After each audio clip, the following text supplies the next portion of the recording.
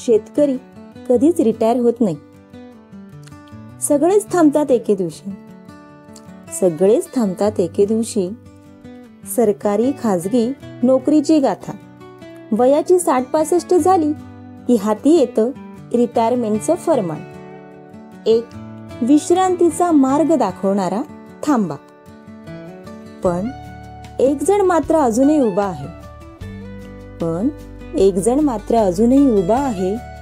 ऊन, वारा, पाऊस झेलणारा, मातीत नांगर रुतवून हाताला घट्ट पकड देणारा. तो म्हणजे शेतकरी. त्याच्या जीवनात नाही कुठलाही रिटायरमेंटचा दिवस. नाही कुठली पंचवार्षिक योजना, नाही कुठली पीएफ, नाही बोनस. फक्त असते मातीची आस, पिकांची आश आणि श्रमांची उपासना. उगवत्या सूर्याला नमस्कार करत, कधी बैलजोडीला हाका मारत, कधी यंत्रांशी लढा देत, साऱ्या जगाला अन्न देणारा हा अन्नदाता स्वतः मात्र भुकेला राहतो. पोरं मोठी झाली, शहरात गेली, कोणी ऑफिसात, कोणी परदेशात, पण हा मात्र आजही शेतातच. डोक्यावर टोपी,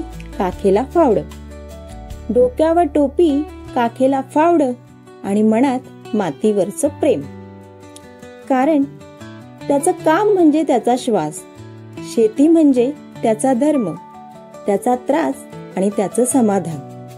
त्याला हवी असते भरघोस पिकांची आशा, पण नशीब येतं कधी अवकाळी पाऊस, कधी बाजारभावाचा तमाशा. तरीही तो थांबत नाही, कारण शेतकरी कधीच रिटायर होत नाही. तो शेवटच्या श्वासापर्यंत शेतीवर प्रेम करतो, मातीत मिसळतो आणि मातीतूनच उगवतो. हा जिवंत